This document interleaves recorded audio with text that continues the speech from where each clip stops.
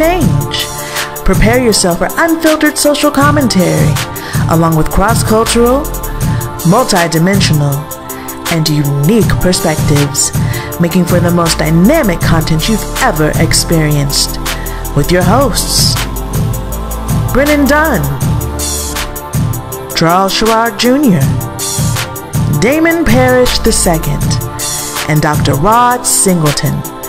Join us as we discuss pop culture, sports, politics, and much, much more. Get ready. It starts right now.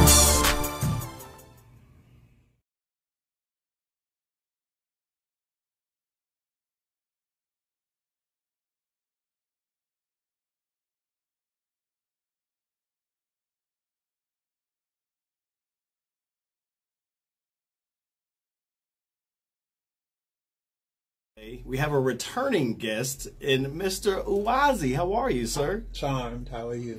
I am elated to have you here today. So in case you guys don't remember, Uwazi came on bringing fire and brimstone as we talked about a myriad of topics. And glad to have you back. He's also we're going to say eventually world famous dancer, right?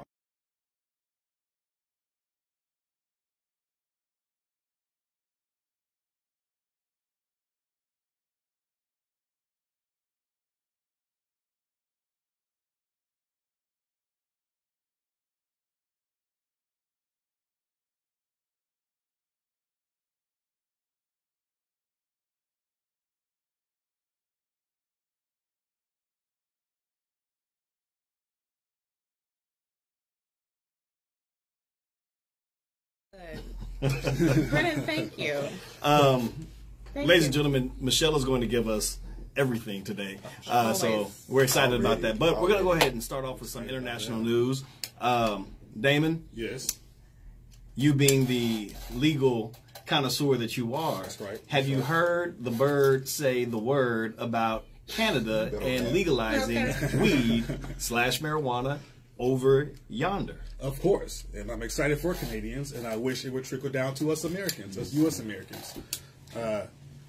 What's up? One thing I'm excited about is now to me this is a financial issue. Yeah. So in case you guys don't know, Canada this last week legalized marijuana. It's legal for anyone in Alberta and I forget what the two of their areas. You have to be 18 and older. For the rest of Canada, the legal age is 19. It's still illegal for minors. You can't cross the borders with marijuana. That would be an infraction. But it's for recreational use, which is the most exciting thing about this. And they are going to pardon retroactively anyone who has had issues. I think it's like 30 ounces or less. Yeah. So I mean, this is huge. In the words of your guy, huge. My guy, shut the fuck up. Your guy. But don't ever say it again. What's even bigger? I mean, don't ever say Your it. guy? Who's your guy? I feel like it's his guy.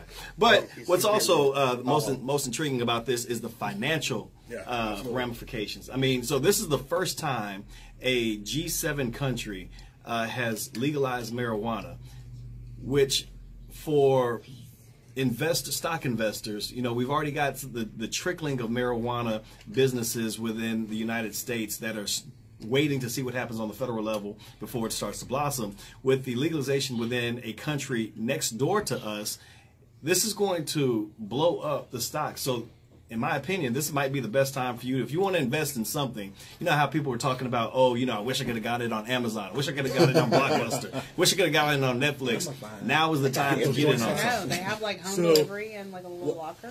What's cool about the Canada thing is 30 ounces in America. In Texas would be a felony amount of marijuana. So they're not just expunging people charged with like a joint or two, which would be in Texas. Right. But 30 ounces would be a felony. So if you have a felony conviction for marijuana in Canada and they are and that's it, you meet certain criteria, they're expunging it. That's great. That is great. I think what Canada's doing is I think they've recognized that the world is shifting, but more importantly, the United States is about to shift. And so they're going to try to capitalize on this marijuana market as soon as possible and get the jump on it before America does, because we're probably 5 years behind us. Do you think that Texas is going to join in? Well, so Texas already legalized marijuana in a very, very small way. But just a tip never works, right? So once you're in, you're in. I mean, Right? I've heard rumors about people just a tip. I tried it, and trust me, once you're in, you're in. So that's what's going to happen here. We're about to we're about to get legalized marijuana. Canada wants in on it first, but I'm excited. I mean, I want to go up there. Well, I know that all it takes is the tip. That's all it takes. But just direction. Sir, I don't know what to say. But the tip of a storm is coming our way in the migrant caravan that's approaching the U.S. border right now. They are coming from all the Central American countries, Honduras, El Salvador. There's more than, it's grown to over 7,000 people as they traverse the Central American and South and Mexican borders, trying to make their way over into the United States for asylum from the growing issues of government futility in the Central American countries. This is a talking point for Trump and his Republicans trying to build that wall. I mean, there are videos of these immigrants literally like bulldozing their way through borders, through walls, basically through walls, and no one has been able to stop them. They climbed and broke down the Guatemalan border fence. People are literally jumping into the water. They are so threatened by not being able to stay together as a cohesive group that as people are walking, they're breaking ankles, they're lacerating feet. They're saying they're refusing medical aid because it's safety in numbers, and they're more likely to get through each one of these checkpoints with this massive group. So I've read these stories and I've seen it, and call me skeptical. Okay. But I'm wondering how much this is real, because this would be like a Trump dream, like a Trump wet dream. This will help solidify his 2020 bid if he can say, hey, look, I told you they were coming. I told you they're tearing down stuff. Mm-hmm. I told you we need a wall. Mm-hmm. I told you my immigration policies are working. I told you. Now look, here it is. I'm not saying it's not real, because I don't want to make light of anybody's suffering, but I'm wondering how much of it, I'm wondering if there's more to it, because this narrative fits too perfectly for Trump's political aspirations. Are you saying they made up 7,000 people? I'm saying we haven't been there and seen it. And we have video. You have video of a lot of stuff can be staged. I mean, I don't know. Do you think we landed on the moon? Yes, absolutely. Because I believe in space travel. But you don't believe in migration. I'm not saying I don't believe in migration. I'm saying this is too well tied into his narrative and supports him too well at too important of a time. We have 2018 elections. He's trying to not just navigate 2020, which he's going to run again, but 2018 is really important for his 2 years as well. If Democrats, a blue wave comes through, he will be stymied, and he would for the next 2 years he'd be a lame duck, and it might continue forth for 2020. However, if this migrant situation is legitimately real, and maybe it is real but not as big as he says it is, or the media is saying it is, I don't know. This would launch him to 2020. This issue right here, this immigration reform, would launch into 2020. So, Wazi, we've got 7,000 immigrants who are purportedly seeking asylum. Asylum meaning that they are afraid of the dangers of their own country, so they're seeking a safe haven. Right. At some point, does it go against our interests? Because the United States is always butting into everybody else's business. we are always inserting ourselves overseas into issues. Oh yeah, of course. Is it okay for us to be so cavalier as to say, look, y'all have political issues that you find as a danger, but we're not really taking people right now? Should that be an issue? No, that's hypocritical.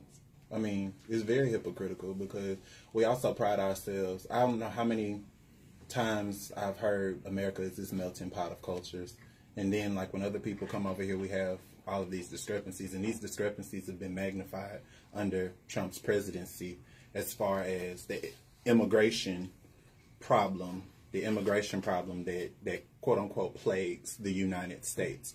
And so when people come over here, when people come to the United States, this country was built on people fighting, dying, scratching and surviving to come to the United States. And then I'm just, I guess it's the word I would like to use, I guess I'm just a bit perturbed by the fact that it's, like you said, how it would play in perfect into Trump's political narrative of, well, look at these immigrants, they're coming over here. We told you, kind of like an "I told you so" thing. When people come over here to escape the brutality of their government. But I mean, from the outside looking in, it doesn't look good. If it is staged, if it's not staged, it doesn't really look good. No, it doesn't. And let's face it, it's very reactionary. Let's face it, a mass migration of 7,000 people into anybody's country would cause every country to be alarmed. Yeah. I mean, that's just a true, no matter where you are, a sudden mass migration of 7,000 people who are coming destitute, desolate, and just seeking asylum, that every country in this world would be like, hey now. And that's going to cause pause to everybody. I mean, so you're saying because the number is 7,000, we should be hesitant to bring them in? I mean, what's an acceptable number when you're talking about the number of people that can come in here? Because I mean, look, at what point what if it was seven? What if the Honduras had already killed 100,000 people? So we've got 7,000 that were able to escape. Is it then okay to accept those 7,000, or do we say, that's still too much for us? And again, this is all prefaced off the fact that if United States wasn't the kind of country that didn't butt into every single international issue, I wouldn't be this vocal about what we should or should not be doing. But we make it a business of butting in. Well, why then should we not now? Well, two things. One, to answer your question, there is no number that's hard and fast. There is no like 5,500. It's whatever your resources allow you to bring in. I mean, we do these people no good if we bring in 7,000 people and just leave them on the street or leave them to a criminal element. Right. You know, so you have to bring them in and be able to do something with them. I'm not saying put them up in luxurious houses, obviously, but you feed them, clothe them. You know, if we're gonna say come to my home, I gotta treat you like a guest and not like a vagabond if I invite you to my home. So we have to. The number would be whatever we can do. Stretch as far as we could possibly stretch to make this happen, whatever that number is. That's one. And two, to your next question, as far as America butting in, America has historically butted in, and we've also historically have been asked to butt in. Part of it is us sticking our nose into it, and part of it is people saying, "Come help us, we need you." It goes both ways. It goes both ways. So starting back with World War II. If you want to trace that far back, when we were strictly like, Europe, you're on your own, we're not going to help you, and then Pearl Harbor hit, and now we're like, now we're all in it. Both things have happened. We've been both imperialistic, and we've been both aid bearers. I don't want to deny anybody services or rights. So if people come and need to eat, we need to help them for sure. I'm not saying that, but the concept of 7,000 people who have broken limbs, who are hungry, who have kids to feed and need education, who may not speak the language. We don't have 7,000 people to help translate. That will be an immediate blight on the resources, and it's something that has to be considered. Fair enough. And as we talk about this immigration issue, it's funny that another issue that continues to rear its ugly head is Russia. The relationship that Donald Trump has with Russia has to be like you with that one girlfriend that you hate and you love simultaneously. You can't get rid of her, but she's ruining your life. You mean the one that has videotapes of you being pissed off by somebody? Yeah. That one girlfriend. That one girlfriend. Sounds about right. So you sound like you know her well. But in this, the issue right now is that Trump has now pulled out of a arms agreement. It's the Intermediate Range Nuclear Forces Treaty that was signed by Ronald Reagan and Soviet leader Mikhail Gorbachev back in 1987. They ended up dismantling in the U.S. over 2,000 medium range missiles back in 1988. I think the exact number was 2,692 missiles that they eliminated. Trump is saying, look, Russia has not been holding up their end of this agreement. He has reason to believe that they now have missiles that can reach the UK. And he's saying, look, if they're not holding up their end of the agreement, then we're not going to hold up our end of the bargain. And now we're back to a Cold War setting of who's going to shoot whom first. I don't know what to think about this. I don't know if this is another trick of the trade that he's pulling to try to get something with Russia. I don't know if this is something he and Putin have concocted together. Yeah. I'm so confused by the Trump administration that I don't even know how real this threat is right now. How does this confuse you? Let's look at the growth of almost every country. One of the number one things that led to imperialism is a rise in militarism. You create a large military, and now you got to use it. When you have a gun loaded, you want to shoot it, right? You want to go hunt, you want to shoot something with it. The Cold War was a massive economic boom to both countries. The only problem is Russia wasn't able to sustain it because their economy wasn't built like ours was. But you have, you look at every major arms dealer in America, they made their bones off the Cold War, building tanks, building submarines, building boats. I mean, the Cold War was a economic boom that cost us very little human lives outside of Vietnam. Cost us very little human lives. It just went on for 40 years, and all we did was pump that military-industrial complex and get it bigger and get it bigger and grow it and grow it. And Russia's coming and Cuba's coming. We need nuclear missiles, and everything grew. So basically, we created this huge army for a threat that never happened. I mean, that's good for the economy. So you're saying war is going to be good for us? I'm saying historically speaking, wars have boosted economies. They've drained them. It was an immediate boost and then a long-term drain, but they did boost immediately. And so now you have this Cold War, which will be like last time, and God willing, nothing will come of it. No actual blood will be spilled, but we will once again pump that military-industrial complex, which Republicans love and conservatives love. We'll feed our people. We will feed those industries that make the bullets, the guns, and all that crap. Russia does the same. We have an enemy we can face because, quite frankly, most of us now are tired of the Muslim enemy. And so we go back to the good old-fashioned Russian enemy when we don't like the Ruskies. And everybody makes money and hopefully not a single shot's fired. I mean, I think this is all like a dog and pony show. And it's just going to make sure that the right people in Trump's administration get money, which is you know, guns. Wazi, what do you think? The song says war is not the answer. Is the song wrong or is Damon right? We said war is not the answer. Right. I mean, we're talking about the United States. Like you said, imperialism, that's the base of the United States global, quote unquote, global dominance. So, I mean, if we're talking about building an economy off of, all the things aforementioned, I mean, it's kind of, I want to say it's customary, but it's not. It's really not.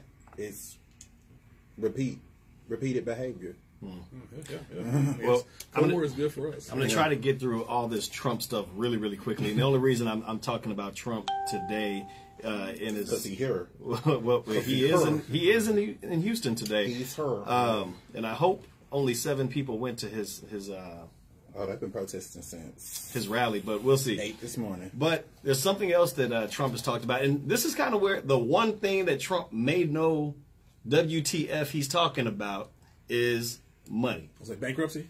And Trump wants to bring back the gold standard and have gold be the currency that we're using, and he doesn't want to. Because right now the U.S. dollar is the international currency. Yep. There have been calls to make because the U.S. dollar it doesn't have the same backing that it once did with the gold standard.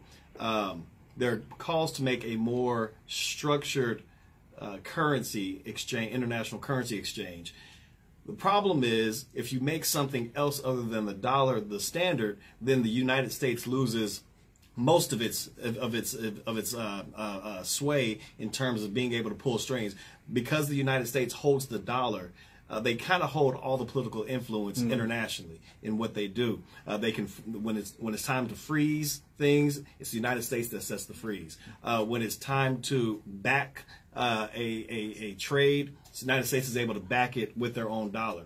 It's cheap for the United States to create their currency, whereas everybody else has to actually pay. I think it's $100 per U.S. dollar that's created.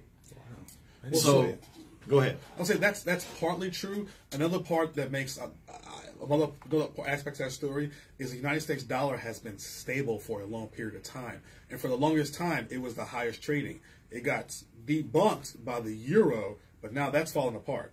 Right, the euro is still worth more than the dollar, but that's falling apart. Countries are leaving, things are going crazy.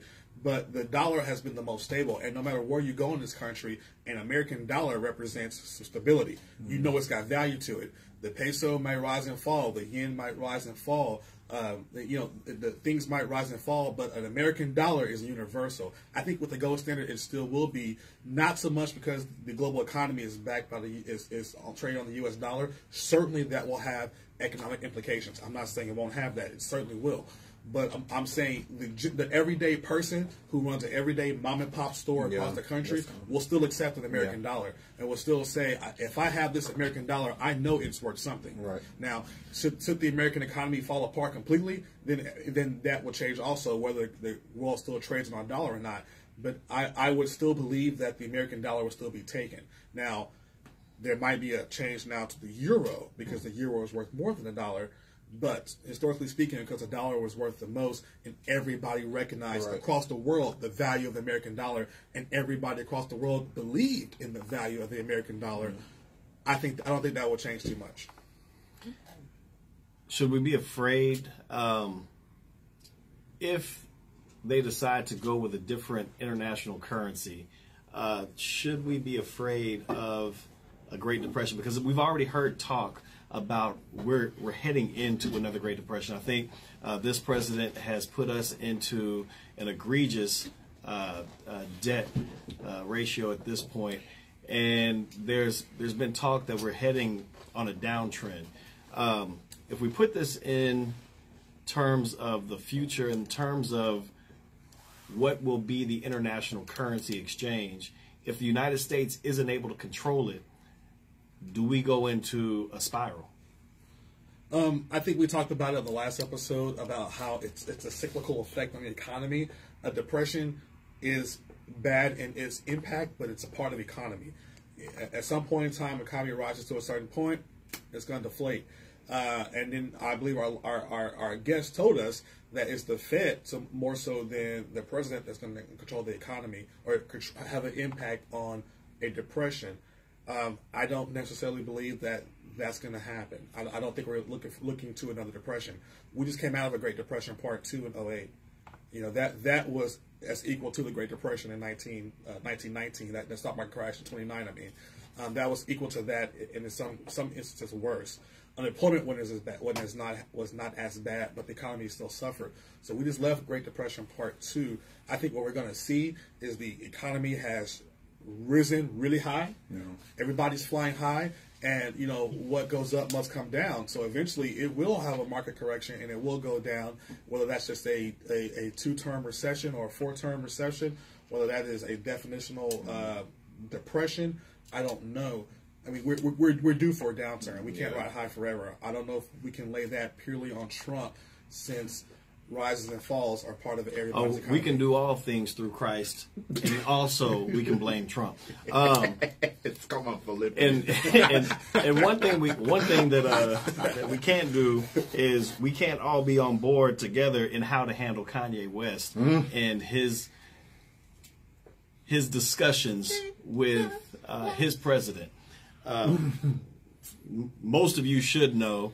Kanye West went into the Oval Office and went on a ranting rampage about the abolishment of the 13th Amendment. He talked about his struggle as a rich man in America, a rich black man in America. He talked about a lot of things, and it was very, very manic in his presentation. We all know that he suffers from manic depressive disorder, also known as bipolar disorder for those in the throwback era. However, as much flack as we give Kanye for him and his words, there have been some rumblings that Kanye actually is fighting the good fight for us, and he is most apt to get this president to look into criminal justice reform. We already know that his wife, his being Kanye's wife, was able to get Marie Johnson her sentence commuted after she served 22 years for a first-time drug offense as a drug mule. People are hoping that the conversations that Kanye is having will lead to a significant drug reform and other criminal justice reform as it relates to minorities and the criminal contingent population as a whole. Uwazi, I mean, should we be giving this brother some slack? I mean, you are wearing a Chicago shirt. I am. You are. For Chi-Town, because I do love Chicago. But, I mean, think about all the stuff that he's said regarding, like, even when you look at Southside Chicago. I have a friend in Southside Chicago. Shout out to Nasir. And he was just talking about, like, how many friends he's seen die. He's in the boxing and stuff. And, you know, he was one of the few who made it, who didn't get sucked into a life of crime and, you know, knocking people over. And he was just talking about how he's seen so many people die and go to jail and all of that. And I was just, you know, I mean, he's brought attention to it because a lot of people weren't really, because of all of Trump's happenings, a lot of people weren't even really focused on prison reform. It was the same thing with, I got a lot of flack for saying this. I said, you know, Kanye West be saying some off-the-wall things, like when he said slavery was a choice. I said, but I was like, it kind of points a finger at the people who, when all of this socio-political distress was going on, y'all was talking about black people posting too much black stuff, like history and all of those different things. But Kanye West restarted the conversation about slavery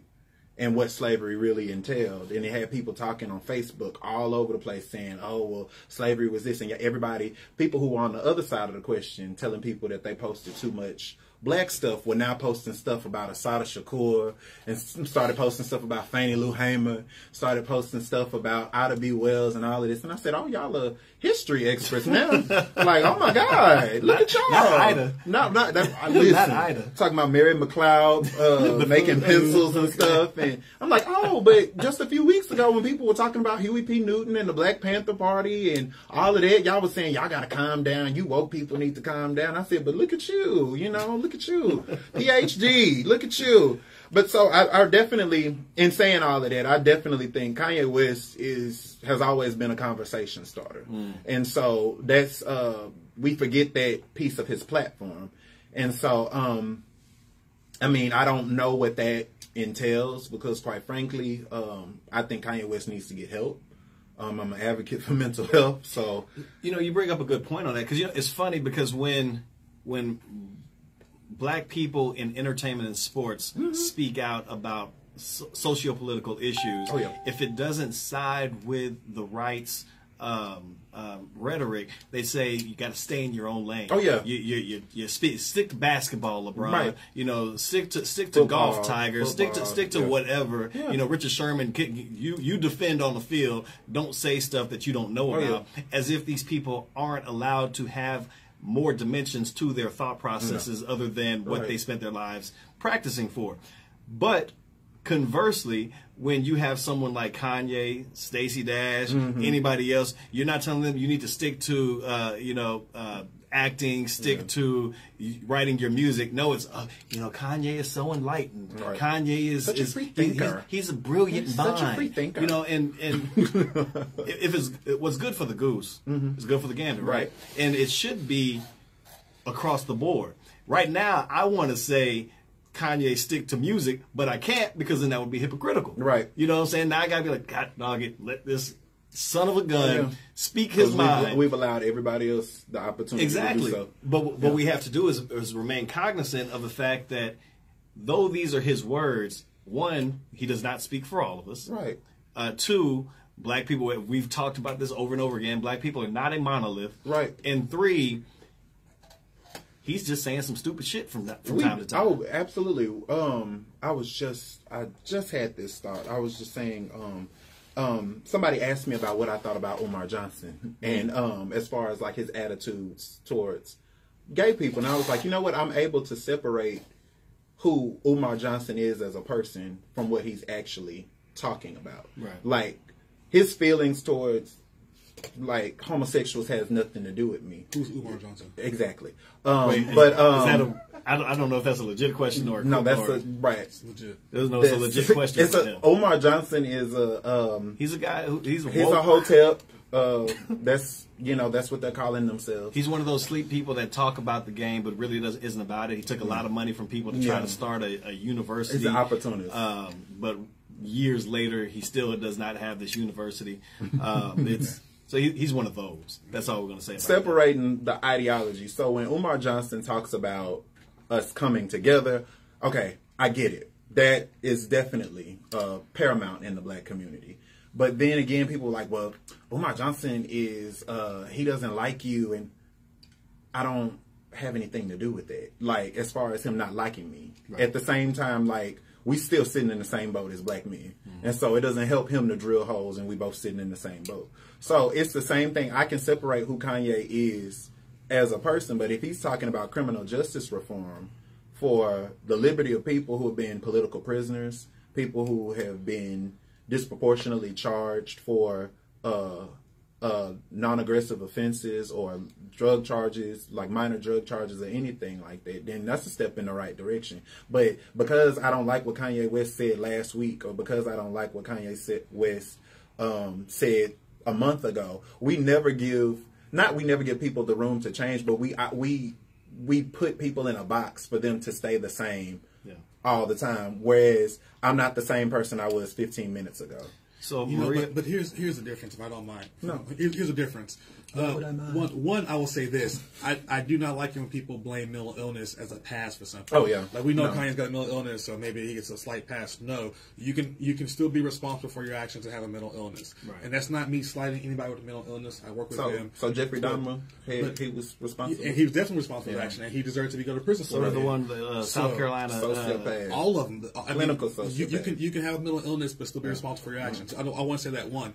I think the issue with Kanye West is that if you're gonna have a conversation about something like criminal justice, but you're gonna have a 10-minute kiss ass session with the president and not mention it, it comes across as wrong, especially when you have my back against George Bush when you said he don't like black people. Like that you had a very strong, visceral reaction to having not spent a word with that man. And at that point in time, we didn't know George Bush didn't like black people. Right. We only had the one incident of him doing jack shit for Katrina, which may not even been his ability to do so. We don't know. But we have documented issues with Trump here saying and doing things that, I mean, you would call him opportunist or a racist. He panders and caters to the alt-right and those people. And for Kanye to go up there and say very opposite black things, like abolish the 13th Amendment or things of that nature, you can go there and say, like, if he just went there and said, Donald Trump, you're a great president and we should respect you as president, I agree with that, by the way.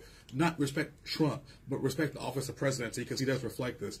But we should respect you and maybe not spend so much time digging and dogging and dissing you and that kind of stuff. If he just said that, I'd be cool with it. But then when you launch into a very anti-black platform, I mean, I no matter who you are, you got to answer to your words with me. And I want to be clear about what his intent was behind the abolishment of the 13th Amendment. Because I want us to be very, very candid and clear about this. It wasn't once he explained himself, and then he came back and messed up his words again. But I believe what his intent was to say when the 13th Amendment was instituted, it abolished the current form of slavery while keeping a caveat in there, meaning that if you were to go into the prison system, you still retain the ability to be considered a slave or to be utilized as slave labor within the United States.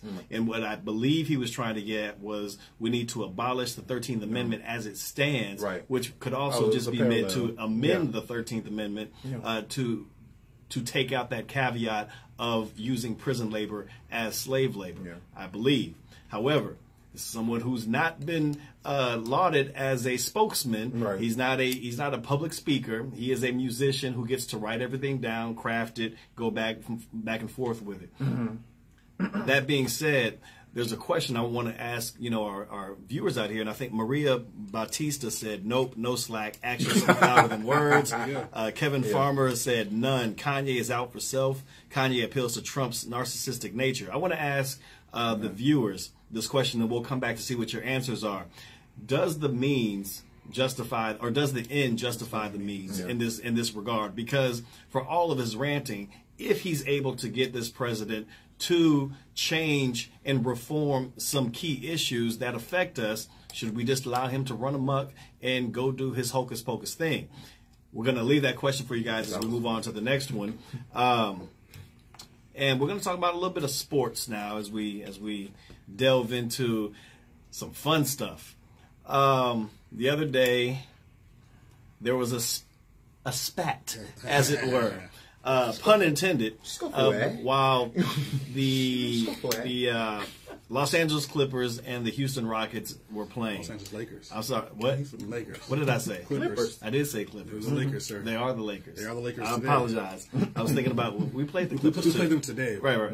So, I apologize. The LA Lakers played against the Houston Rockets, and there was a issue that involved Brandon Ingram, Rajon Rondo, Chris Paul, and not James Harden. And not James Harden was very visibly away from everything. Got to take his So it starts off with Harden going in for a hard drive to the basket. Presumably he's fouled. Brandon Ingram takes offense to the call being made. As Harden walks past him, as Brandon Ingram is arguing, but Harden is arguing about, why didn't you call the foul sooner? Ingram is upset because he's been fouled. As Harden crosses his path, he shoves Harden in the back. That then brings in a collective of both team members or teammates from both teams saying, get ready. Over to the side here, we have this whole other conversation that's happening between CP3 and Rajon Rondo. All of a sudden, next thing you know, you see this in the face of Rajon. Then you see this as CP3's head goes back. And then you see this as CP goes at his face on the uppercut, trying to finish him Tekken style. Right. And then, out of nowhere, Brandon Ingram comes back and tries to do the over-the-top punch. So he tries to donkey punch somebody from behind. Yesterday, the league came down and said, hey, we're going to suspend CP for 2 games for his part in throwing a punch. We're going to suspend Rajon Rondo for spitting, for punching, and for being there. And we're going to suspend Brandon Ingram for 4 games for getting in the face of the ref, for throwing a punch, and then for escalating it again and coming back and punching again. There have been people that have said that they're extremely surprised at the leniency that was given to all 3 of these guys about the fight itself. 4 games. I think even Carmelo's like, well, back when I actually landed a punch, I got 15 games. So what are we doing now with this 2, 3, and 4 game suspension? Quite honestly, I was thinking people were going to get more. I don't think in this regard CP should have got anything, because if you go back and look at that slow-mo, Rajon really does spit on this dude. And if you let me tell you about spit. This one. Spit is the kind of thing. The only thing that's worse than spit is if somebody slaps your mama in your face. Like they say, hey B, come look at this. And then you see your mama getting slapped. It's like, okay, now I have to try to kill you. That's the only thing that gets above spit in the face. I'm actually irritated. So if CP didn't get anything, then he should have got like 20 games, 30 games for not having beat the shit out of Rajon Rondo to the best of his little ability at that point in time. This was not enough when you spit in somebody's face. Yeah. He wasted a lot of time, too. He lost a lot of ground doing that. He lost a lot of ground. He lost a lot of ground picking his nose. I watched it in the back. First of all, I was just tripped out because everybody was, because like you said, it was just like this isolated conversation. And then all of a sudden you see everybody like swinging and stuff. And so I watched it on Slim Thug's page. And then, but what cracked me up is like Nipsey Hussle is in the background pulling his pants up like he about to jump in the fight. I'm like, bruh. But it was so many, it was just a lot going on in one video. Red Hot Chili Peppers, right in the back. Like, sir, if you don't sit your red hot ass down somewhere. But everybody was in it. Everybody was. It seemed like everybody. If you had floor seats, you were involved in the fight. Like, you were involved in the fight. But I was just like, he lost so much ground, like, putting the knees, because all you see is, who is it, Rondo nail that punch to the side of his nose, and then everybody was like screenshotting and then take, oh, Houston ain't about no punks and all of that. Chris Paul should still be beating ass right now. He should be still getting his last tired swing in, like, oh, I'm so tired right now. Like there's nothing that should have stopped him from this.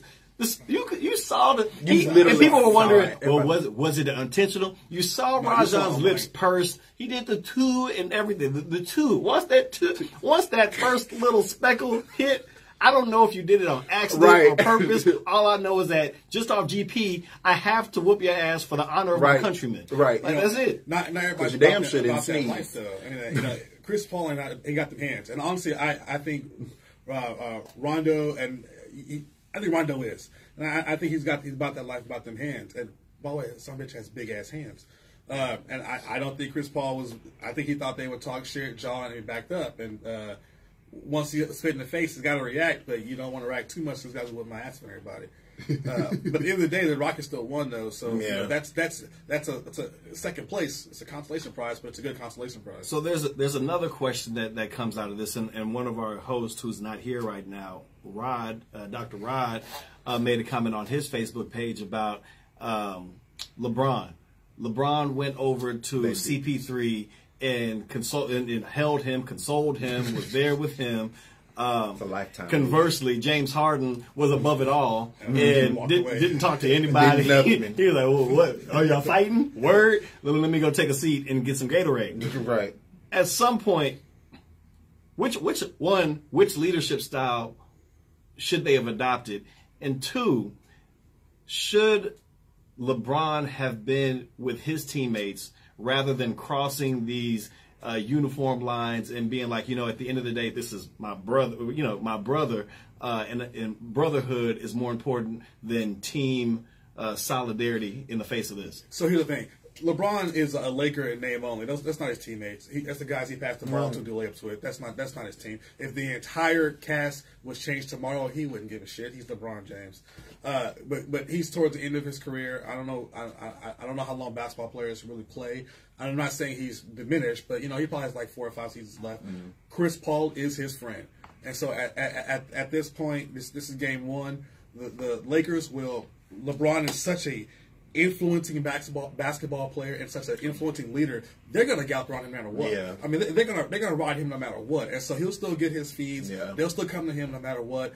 But Chris Paul is his friend. It made him look good. Yeah, it made him look really good. And he crossed over and to console his buddy. And if I got to think about like people who I know are going to come to me no matter what, they're going to have to. Right. Or my buddy who will be my buddy when this is all said and done for life. I mean, that's an easy choice. Mm. It's bros all day. Especially when, it's Rondo. Doesn't he come off the bench? No, he's a starter. Really? Yes. Okay. Yeah, well, he starts for the Lakers. he has led the league multiple times in assists per game. And he still will. He's what's considered to be a premier athlete. And he still will lead the league, and he still will feed LeBron his points, and he still will do what LeBron says. That is LeBron's team. It became his team the moment he said, I'll go to the Lakers. Before he signed the contract, it became his team. Mm-hmm. They will rally behind him no matter what because they know more than anybody else in this league, LeBron can get them there, and they want to get there. Well, the NBA has its issues, and so does the WNBA. The WNBA is oh my god. I literally had to look it up. They do exist. Yeah. So the WNBA players are up in arms yet again. We talked about this several weeks ago about the money disparity issues that were being touted by some of the WNBA players. Now the NBA G League has they've announced the creation of a professional pathway for would-be one-and-done players, NCAA players, to go into the league. So we know that there's amateur rules that don't allow NBA players to go directly into the league. So they're trying to create a pathway which gives them select contracts for upwards of $125,000 plus player development for these young players that come in and going straight through into the G League, which is the developmental league for the NBA. WNBA players are saying, look, we don't even get, it's hard for us to even reach the $100,000 mark. And here you are giving these rookies more money and better pathways to get in than our star players get that have been doing this for years and years and years. issue, the max WNBA salary is, I think, about $110,000. Wait, what? The max salary for they make a lot of money on endorsement deals, right, and going overseas to play as soon as their regular season ends here. So they got to play extra basketball. yeah, they got to dribble just a little bit more. Should we really be? I mean, are they justified? Because at the end of the day, we've talked about this before. I mean, y'all are not making the money that's commensurate to what the NBA makes to be able to pay their players. Y'all are still, matter of fact, y'all are still getting funded by the NBA. Like, you can't ask daddy for more when daddy's already making sure that daddy's already paying for college for you. But just because brother actually went and got a degree on his own and he's getting a little bit more, you're like, well, what about me? Well, you still got to prove that you can handle your own business first. And to me, the WNBA simply has not proven that they deserve the dollars that the NBA players are getting. They haven't built a franchise worthy of it yet. Yeah, it hasn't, and the franchise hasn't been consistent, because when I even looked at that, I thought like the WNBA was like not a thing anymore, because it wasn't a thing. Like, the last time I remember the WNBA being a thing is like Cheryl, Swoops, and Cynthia, Tina Thompson, Rebecca Lobo, that's when Kim Peratt, the Comets had like a three-peat. Right, you know, and it was like all over. You had the Liberties, all of them, and so, but I didn't even know like I didn't even know the salary of a WNBA player until you just said it. I mean, I'm sure they can go clean the bleachers for a little bit extra, but I'm just so I can see how they have an argument that you're playing. If you're gonna say to us, we don't have the economics to support a higher salary, well, now that it's the G League players, they don't have the economics also to support why they get more than us. So I can see their argument saying, if this is purely about numbers, the G League hasn't proven themselves to deserve more than what we get. We're not saying they shouldn't be formed, but you can't just say economics drive this when there's no economics to drive this. I get that argument, but I'll also say that also displays a lack of understanding about economics, because you have to invest. Yep. You know, and upfront capital costs money. To make money. You got to spend money to make money, and the NBA has already proven it will make money off of men's basketball. Right. And what they're doing now is expanding men's basketball into maybe like an off-season deal. So maybe you have the Pro League doing right now, and then when the Pro League stops and you have that lull between the finals and now, during when baseball runs, you got the G League going. You know, you got this like offshoot, because I doubt they're going to have the G League going to compete with the NBA. Right. I doubt they're going to do that. Yeah, that's not. So then what you'll have is a G League that's going on right now, or during the summertime when there's just baseball going on, to compete with baseball. Yeah. Right? And that can make some money. And it won't generate NBA dollars, but if they have designed this to compete with baseball during the summertime when there is nothing but baseball, I think this could make some money. Now, will it make more than the WNBA? Who knows? But certainly in 10 years from now, if the G League's economics don't support it's making a salary and it's doing the same as WNBA or less, then, you know, the WNBA can have a reason for saying match us also with them. They have a pay parity argument there, maybe. Well, right now, the NBA is killing it, and the WNBA is not. And speaking of killing, Ray Caruth, free man. The former NFL wide receiver for the Carolina Panthers has been set free on parole for at least the next 9 months, I believe. This is the guy who was 18 years. He did 18 years. I think he still has to check in for the next 9 months after his release. For a murder. But he was convicted of conspiracy to commit murder. He paid off a hitman to go kill his pregnant girlfriend at the time. This led to his then embryoed son to lose oxygen for, I think, 15 minutes. He ended up having cerebral palsy, so he has now an 18-year-old son. He made news a little while ago saying that when he got out, he wanted to seek custody of his son. The son stays with the maternal grandmother at this time, and the maternal grandmother said, look, I'm going to do everything in my power to make sure that you have nothing to do with this child that you, in essence, tried to kill, along with his mother that you did kill. And when I die, I'm going to make sure that everything is done to make sure that you don't come into contact with him, even post my death. His punishment is done at this point. He has served his time. He is given back what justice would deem acceptable for his crime. Should he have the ability to see his son at this point?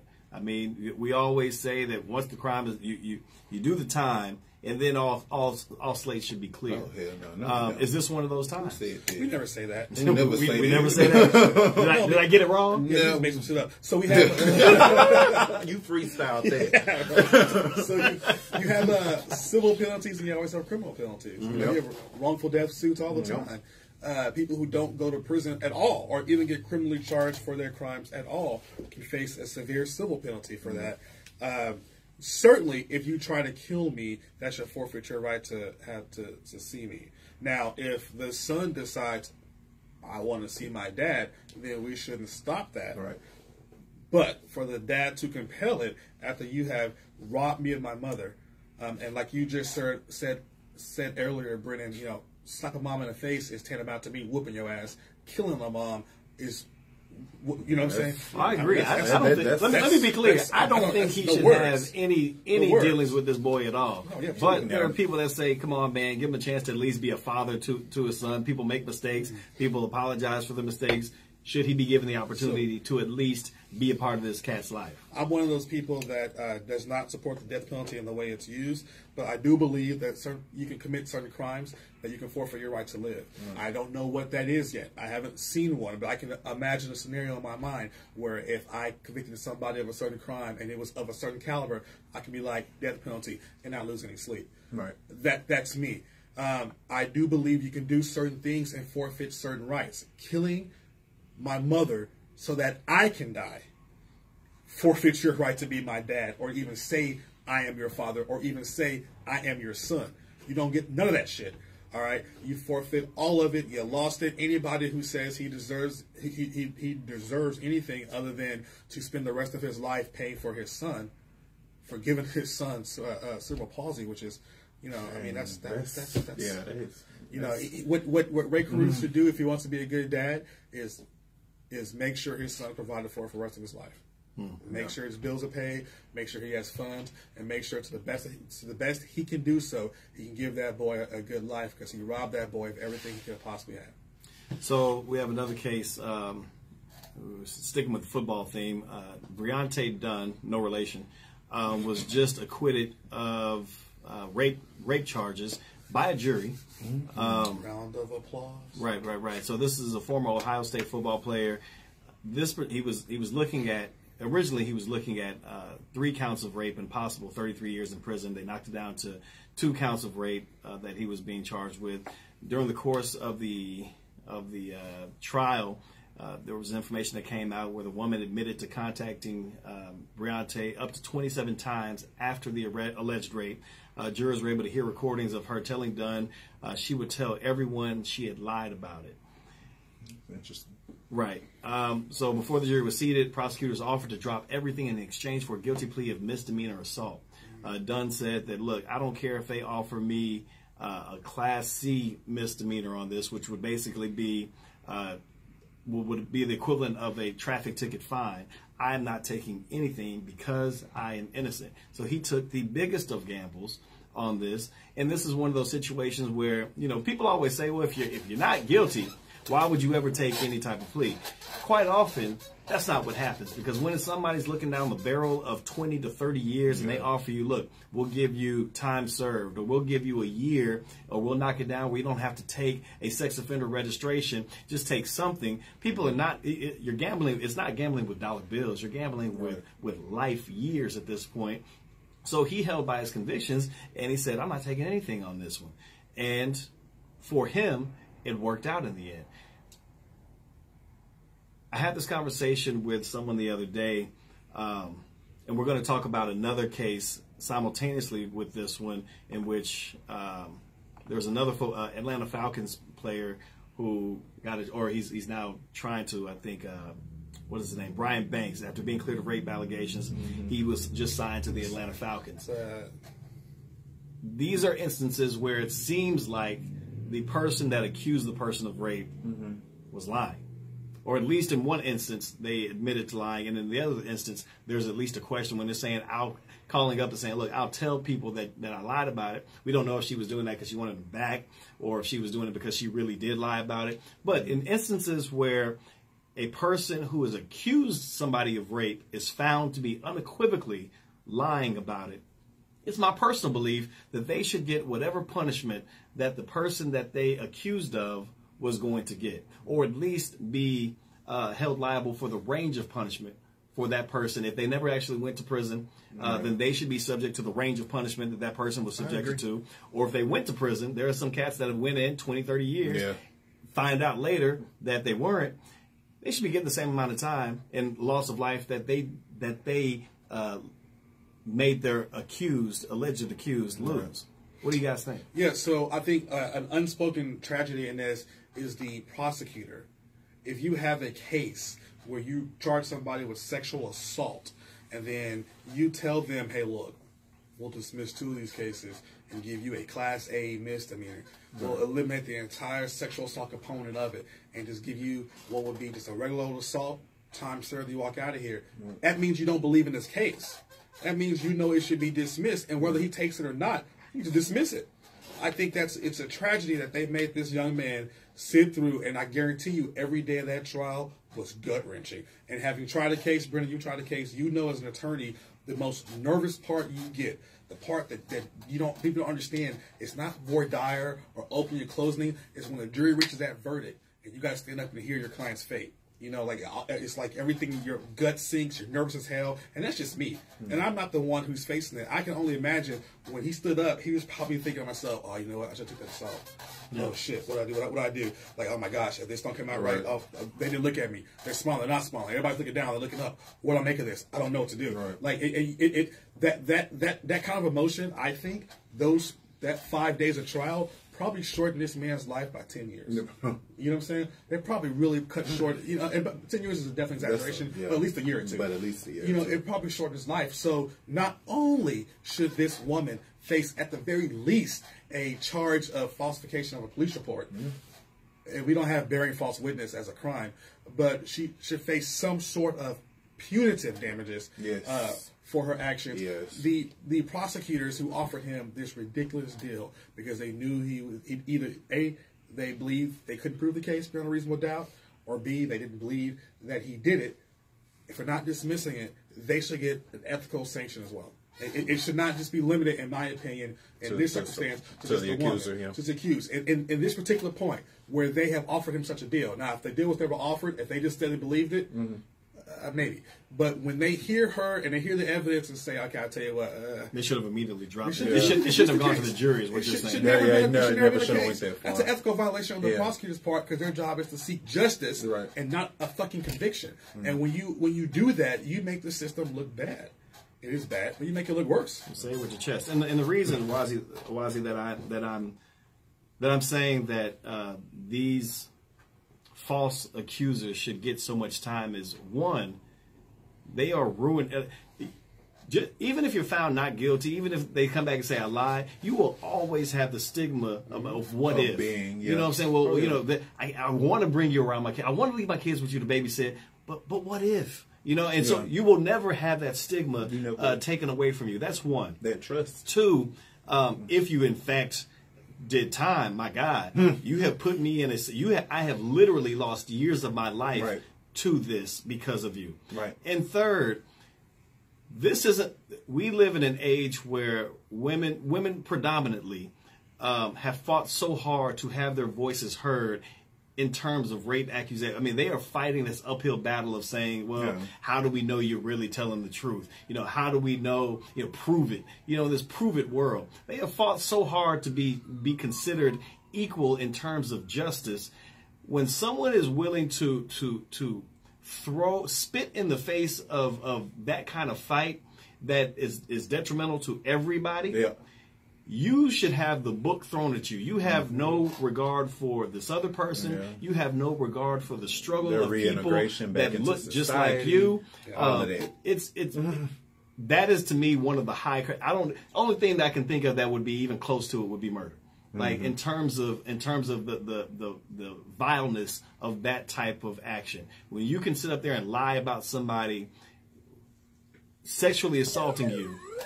I mean, I accidentally made a sound effect, and I feel like that's what it is. We needed that sound effect just now. It was so much. You better minister to us. You better minister to us. Today, I'm going to give you a word. Today, I'm going to give you a word. That's right. But I mean, I just don't think. Yes, I am. We're running them up. I don't know what's going on. So let's just move forward. So, praise and worship. New York City will now have to. It's a Right to Know Act begins in New York City for NYPD police officers, meaning that New York Police Department officers are now required to share their full names and ranks with people who they stop on the street due to a new law that took effect on this last Friday. Officers will hand out business cards as part of the Right to Know Act. This is because a lot of officers have been refused. You know what I'm saying? Well, what's your name, person who is assaulting me? Or what's your name, person who may not be acting within the bounds of the law? You don't need to know that. Matter of fact, I might arrest you if you keep asking me questions. Right. So this is a way to protect citizens from the abuse of power by police officers. The funny thing is that the higher-ups within the NYPD are saying, well, this will actually make it tougher for police officers to do their jobs because they're going to now be afraid to be effective. What that translates to me is you're going to be afraid to whoop ass just because. Right. I mean, to be bullies. Yeah. Let me shed this one tear for you. I don't know. You know, they wear badges with their names on it.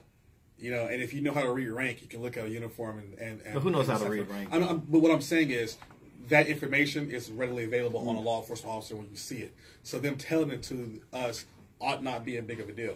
Like they wear their rank on their sleeves, they wear a badge with their name on it, so and their badge number as well. But that speaks so to it's open. So why not just go ahead and say it? It speaks to the idea that they're being abusive. That, and it speaks to the idea that officers, the capacity of them to abuse their power is who they are abusing's inability of not knowing those things. So like if somebody doesn't know their rights, like if they don't know that a police officer has a jurisdiction to pull, whether or not the police officer has a jurisdiction to stop them or hold them or, you know, or even pull them over for anything like that, that kind of moves in the same vein as that. Like if I don't know how to read an officer's badge, like same way I don't know my rights, you know, that, yeah. Then they can do what they want to do. Yeah, to you. exactly. Which is what's been going on. It was another thing that was happening in New York. It was something about citizens being able to get money for helping police officers apprehend people. Did anybody hear about that? A bounty? I never heard of that. Something like, well, if they see a police officer like struggling with somebody, they get like money for it, like civilians, regular people. Did you just make up some hotel? I didn't make that. I did not. I literally saw. What you can't do is just come on here. I can't. I heard that UFOs came down. Well, what I heard, but I really did. I'm gonna have to send it to you. I'll forward the link to you. Please share it to our Facebook. Yeah, the podcast. I will. Well, while you're finding that, we're going to talk about since we're in Houston, 2 Harris County judges account for more than 1/5 of all children sent to the state's juvenile prisons last year. 2 out of all the juvenile justice judges in the state of Texas, there are 2 that are responsible for sending 20% of all of the children to prison for juvenile offenses. I mean, that and one of those judges I've actually had the dishonor of practicing in front of, Judge Glenn Devlin, who's up for re-election right now. Gotta say, names. Huh? Oh yeah, I don't care. You know what they say in Houston, I don't bar. You know, it is what it is. I mean, I've had my frustrations with this particular judge, and one of the things that I saw from him personally was that every time he followed whatever the ad litem and the CPS person said, regardless of any other factors that came into it that was legitimate proof. So, you know, it is what it is, man. We got an election coming, so hopefully he won't be there. The election's here. Well, the election today is first day of early voting. You're right. My I voted sticker is on my badge. Well, if we can't see it, it didn't happen. I don't give a shit. I voted. So, Pixar didn't happen. In my heart, I vote it. All right. I voted. So everybody get out there and cast a ballot and a vote. Seriously. But So the thing about the 1/5 Yeah. is now I don't do a lot of juvenile work, but Harris County is the largest population, largest county by size and population in the country. In Texas. If we lead Texas in everything, in anything, it doesn't surprise me. It's not about leading. It is the fact that the sheer numbers. You've got 20% of all the kids. I mean, well, but think about this though. There are arguably 3 major Mets in Texas. All right, Houston, Dallas, Austin. Houston, Dallas, Austin. 3 major Mets. Now, if you want to expand that, you can add El Paso. You can add San Antonio. You can add those, but arguably speaking, there are 3 large metropolitan areas, and Lubbock. There are 3 large metropolitan areas in Texas: Houston, Dallas, Austin. So we will probably send a lot of people, even if you add Dallas, San Antonio, El Paso, Lubbock, Houston, Austin, and yeah, that's six large Mets to accomplish to probably have 80% of the population in Texas. We're going to lead Texas in everything. And I'm okay with us leading. 1/5, what I'm saying, is 1/5 may not be representative of something malicious. It may just be representative of the population density of Houston. So then what about these numbers? The 313th and 314th, which are overseen by Devlin and Phillips respectively, they sent at least 2 times as many kids to the juvenile detention centers last year as they did in 2014. While the 3rd juvenile court sent 1.4 times as many as before. So their numbers are increasing every year in sending these kids to jail. And 96% of them are children of color. 96% are children of color. You can't tell me that all the kids in Harris County and Houston are the black and brown kids that are doing all the bad stuff. You just can't tell me that. I can't. But what I can say is the numbers they reflect also represent an increase by the DA's office, the numbers they charge. Because those judges aren't going out and arresting kids. So judges have wide, especially but they're not in going juvenile to court. The law enforcement are the law enforcement officers arresting. The DA's office is taking these charges and making them magnifying. Yeah, yes, they're taking dumb shit, and that would otherwise be, if anything, a regular little theft, and saying, "Oh, he pushed you. Oh, now we have a robbery." Right. Or he did that. Or he had a scissors in his back pocket. Oh, now it's an aggravated robbery. Right. When before that shit would have been 10 years ago, just go sit your ass in ISS for a minute and chill the fuck out. Now it's like that. You know, I've seen cases where a 6th grader, you know, over 10 years old, so like 12, took a teacher's phone. Right, just took the phone and threw it on the ground because he was a 6th grader and broke it. And now this fool's charged with, you know, he's charged with theft. And really, you know, really. But Damon, you and I both know that out of all the criminal justice judges, juvenile judges have the most leeway to do whatever, discretion to do whatever they want to. And no matter what, we both know that juveniles rarely go to trial. It's always some kind of deal that's worked out for them. I mean, the numbers are staggeringly low for juveniles as compared to adults that go to trial. Matter of fact, somebody you're well acquainted with, Alex Bunnan, the head of the Houston Harris County Public Defender's Office, filed a grievance against Phillips for alleging racial sentencing disparities, saying that it was a willful violation of the Code of Judicial Conduct. So this isn't something it's a I feel type thing. These are substantiated by the numbers.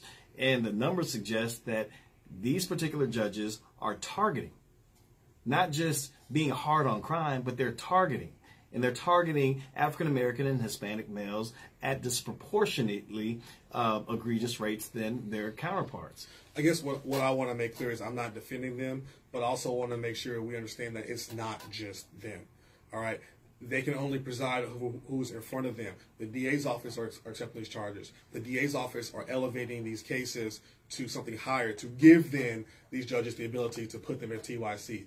These cases aren't going to trial because these kids are pleading, whatever reason, what they call in juvenile, to whatever situation that gives these courts the ability to put them in TYC or whatever the prison jail is called. I don't want it to be limited to the judges because it's more than just them.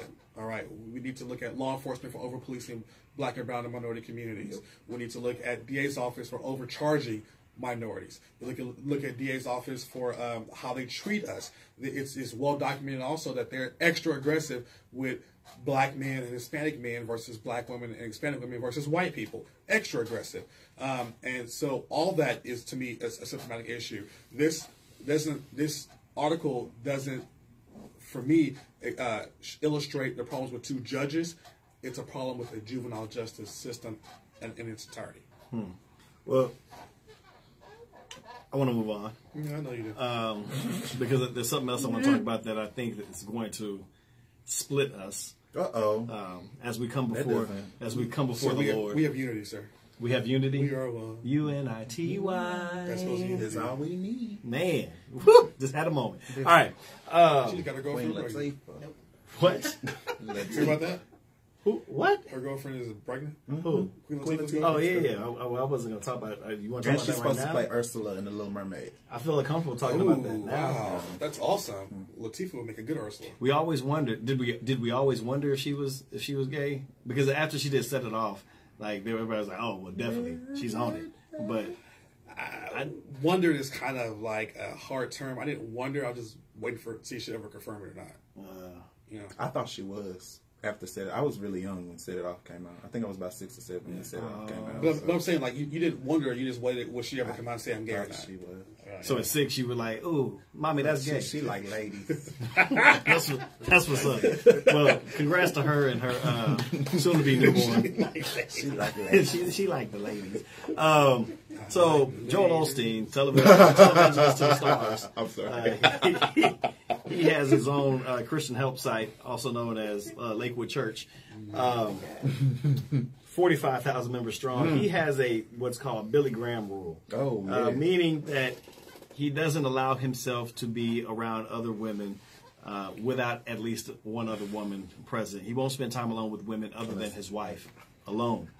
Saying that he follows Billy Graham's rule, which is supposed to protect his pure heart and also protect against both infidelity and the possibility of scandal, sex assault scandal, whatever. Mm-hmm. So on the one hand, I understand, especially as we've entered this new culture of going after purported and alleged predators of sexual assault. I understand wanting to not put yourself in a position. Yeah. On the other, so I get it for that reason.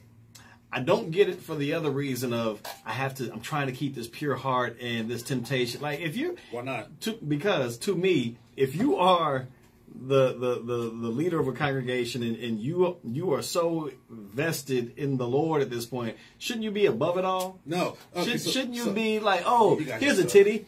Get thee behind me, titty, because I have a married titty on this side. Like that's how I feel it should be. And because you work for the Lord, like your boss is the Lord. Are you saying this man is a better human being than you? No. Like you hold a higher standard than what you? I'm saying is he's supposed to be so far above it, like regular mortal titty shouldn't even be something that comes into his. He's had practice. He's had years of practice. You're right. We're still on this one, guys. Years of practice. That is absurd. He's had years of practice. Of what? Of being a good, pure-hearted person. Haven't we all? Yeah. But his is more concentrated. He has walked the path of righteousness. His is like AP. Like he's had AP. He's had AP classes on how to be like. He is Mensa. Listen for loving and focusing on his life. You don't have He is a Mensa member. You've had practice. This man has said to you guys, look, one, kudos to a sexual predator saying, I don't want to tip myself, so I'm not going to do it. Kudos to him for doing that shit.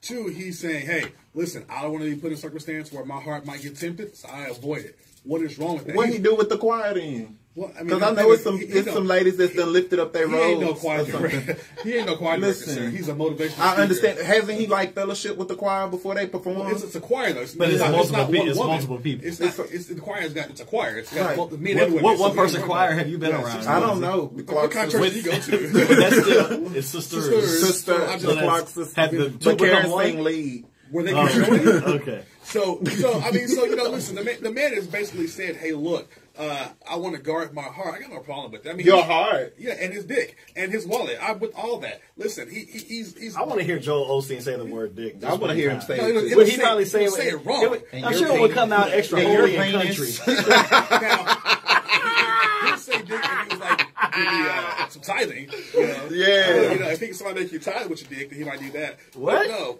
Where have we gone? Penis. I don't understand. But basically, the man is saying, "I want to guard my heart." I got no problem with that. He wants to guard his heart and guard his. It's also thoughts. kind of chauvinistic, though, to think that I have to separate myself from these women who would thusly try Sound to like tempt Gandhi. vows. That's not what he said. Like Gandhi. His actual words were, "I want to guard against my heart." Not that these women come to me throwing that shit at me. I don't know what to do with it. It's like I want to be alone with you because I'm gonna guard against If my they heart. come throw that ass in a circle, just build a square. prayer around it. circle. Just build a square around So it. they won't because he's guarding against his heart and his own dirty mind. Throw that ass in a prayer circle. Y'all are Prayer knocking this circle. man Fellowship. for recognizing his own issues and saying, "Let me guard What against it." issues are those? I mean, he likes it. What issues He are likes those? it. He should only like his wife, sir. He should only. But he doesn't apparently. He's telling you, "I like the ladies, and so therefore I'm not trying to fuck one. I'm going to go ahead and." Should you be cursing while talking about the Lord?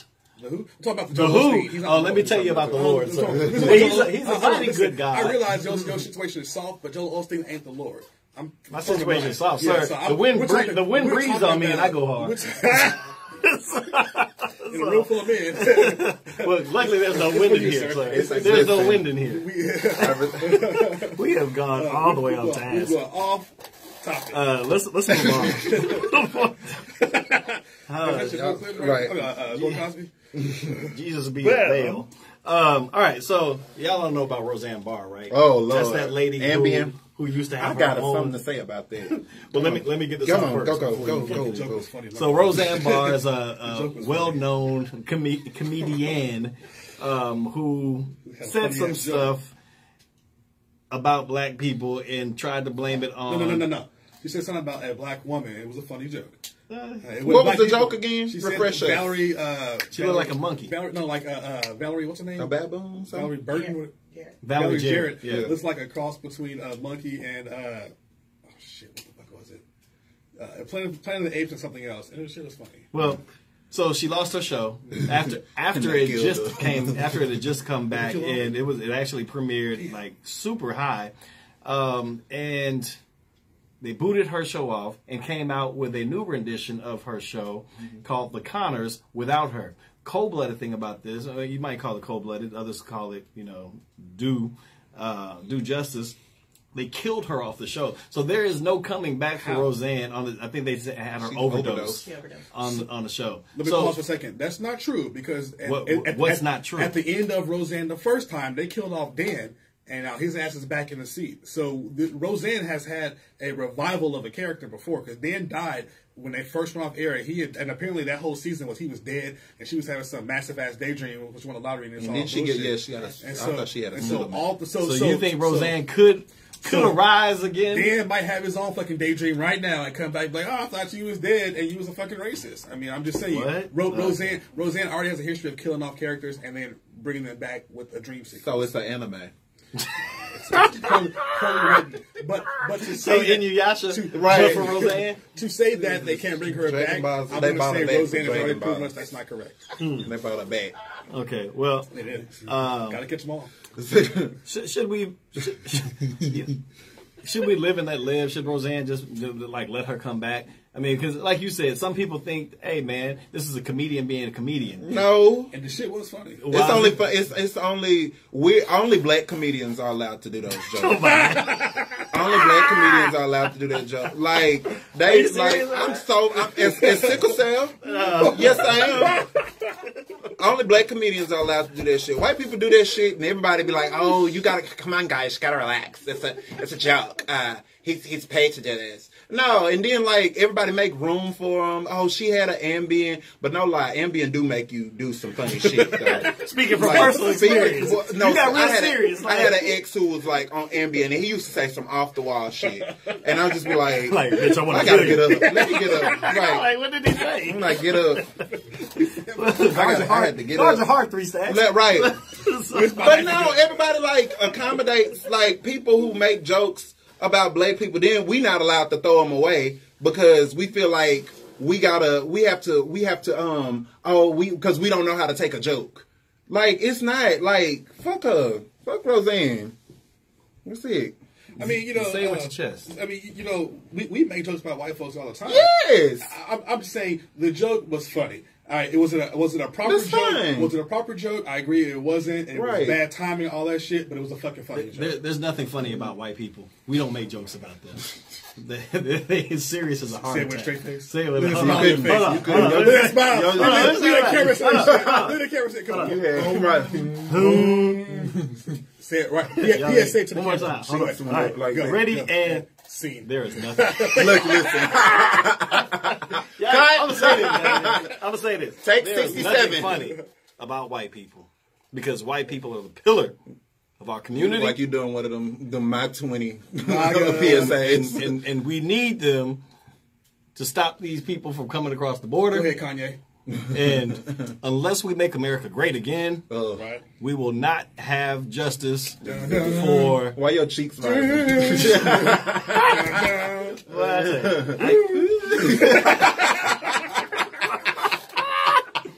Yo, look. Speaking of white people being upset, actually, speaking of black people being upset about white people things, we all know about Black Panther, right?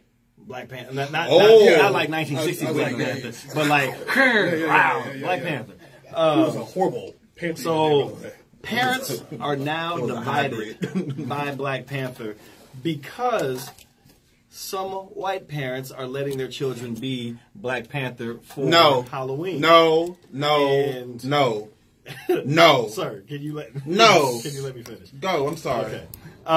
Outburst. They are upset because they're saying, look, let us have this Black Panther.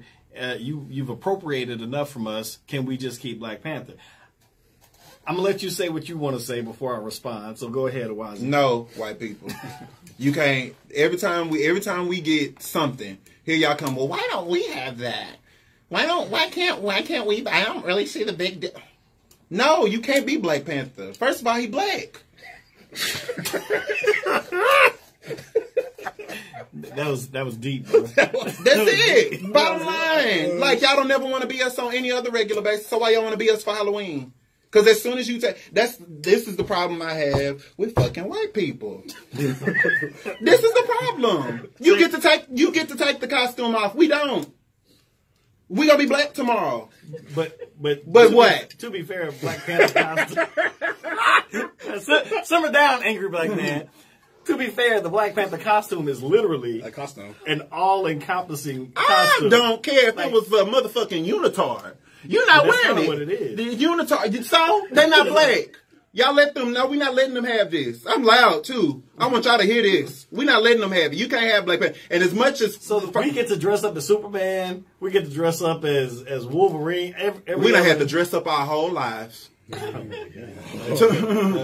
had to dress up our whole lives. We done had to put a perm in our hair to go mainstream Chuck Berry, looking like a dark and lovely model all them years to get mainstream and all of this stuff. Etta James looked like a white woman to break all of those different things. We don't have to play dress up for years. We had Catwoman. We had Eartha Kitt, who was Catwoman. Right. Right. With Eartha. Yeah. She's like. And then we had like Nicole Kidman. We had Nicole Kidman. We never had her. I mean, not Nicole. Who was it? Michelle Pfeiffer, who played Catwoman. Yeah, Tim Burton. We had a plethora. We also had Halle Berry.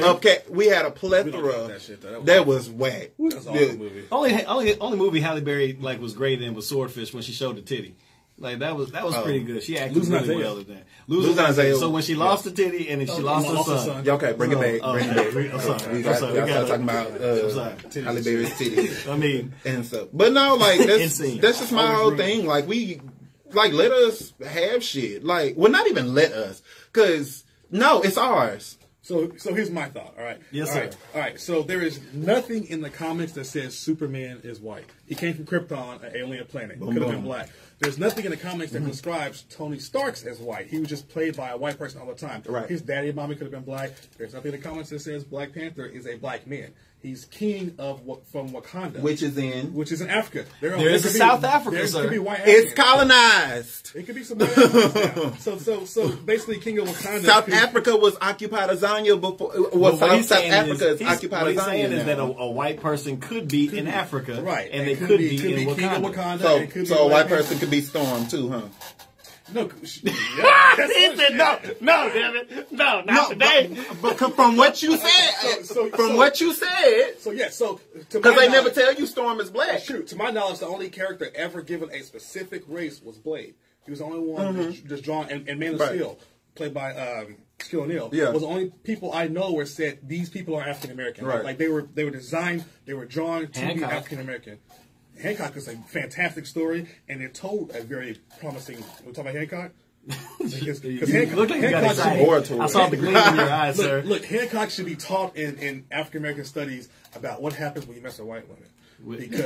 Because he was a superhero. He was a black man. It was a god on this earth. Couldn't be stopped by nobody. What's his one weakness? White woman who has the same powers as him. Nicole Kidman, white woman. Get around her, all of a sudden the white man want to kill him and shit. He's in the hospital getting all fucked up. To be fair, it's when he separates from his white woman that he becomes weak. No. He was strong. His stories is he was strong. As long as they're together. No, he's weak. That's when he's weak. Oh, is that when they're weak? Because he was attacked. He was attacked in the 20s in a okay. movie theater because white men hate his ass. Man, he loses his memory, and then he's flying around doing kind of crazy shit, and he gets around Nicole Kidman again, and now this crazy white guy from the prison trying to kill him again, and he almost does it, and then he gets strong when he. Don't fuck with her no more. Right. I'm just telling you, Hancock had an underlying story that, that's just fucking deep, man. Yeah. He's right. You know who also had a sad story? Ashanti. Ashanti has a sad story because lighters on my dresser. Listen, Ashanti had she reportedly canceled a concert after devastatingly low ticket sales. She sold 12 times 2 tickets. So if you can do just the basic math, you know how many tickets. You get on my shirt. She sold 6 times 4 tickets. The front row. Yeah. So it was after Tiana Taylor was originally supposed to be the headliner at this university. Which university was it? I can't remember. Stony Brook University. University of No Black So Stony Brook tells you right there, this is not an HBCU. Like University of No Black People. So like Tiana Taylor was supposed to be there. So I almost can't really blame Ashanti for this because you got Tiana Taylor headlining. She's fairly current right now.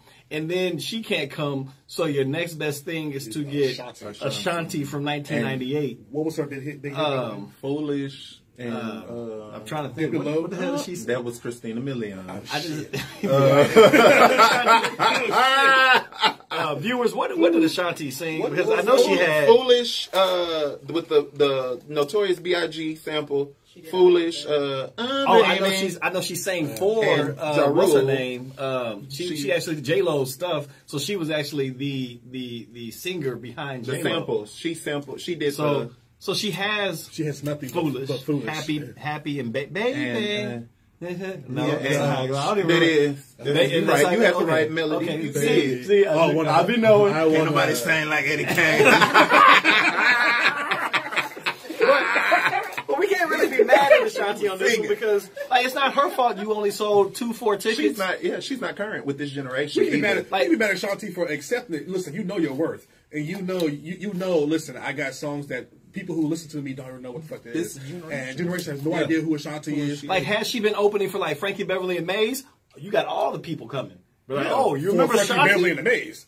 Ooh, Ashanti's they're going to get mad. Ashanti's not somebody that needs first of all, this was a headliner. Ashanti needs not headline. She needs to be the person that comes and opens the door. Now, I'm not talking about an opener. She needs to open the door for people and say, right this way. I'm like, who was that pretty lady who just came through here? Usher. You know, because the one thing she is, and you can't take away from her, Ashanti is fine. As wine. Ashanti, I wonder what her bathwater tastes like from time to time. Oh, wow. But she need not sing for the public as the person who I'm supposed to go see. She needs to be accompanied by all of Ja Rule's people, plus Bad Boy Records, and maybe an inkling of Nas in them. Wow. I mean, I'm just, that's a big budget. I mean, but she for needs, her to sing but two she's only songs.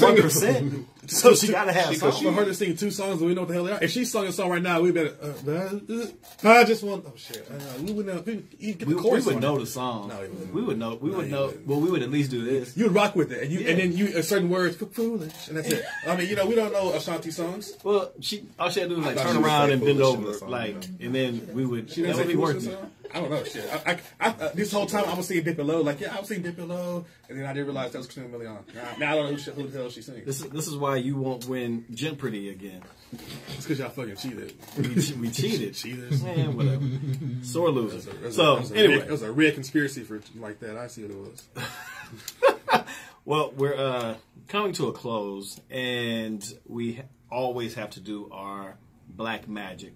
Today's Black Magic is a black woman who was named president of the American Medical Association, making history. Dr. Patrice Harris, becoming the first African-American woman elected to be the president of the American Medical Association, also known as the AMA. She will serve as the association's 174th president. It took 173 people before we had a black woman that they would say, you know what, we think enough of you now to let you be our leader, at least in name.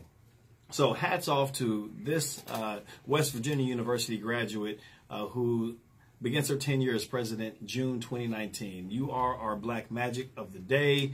Doc Patrice Harris, you've done an awesome job, and we salute you.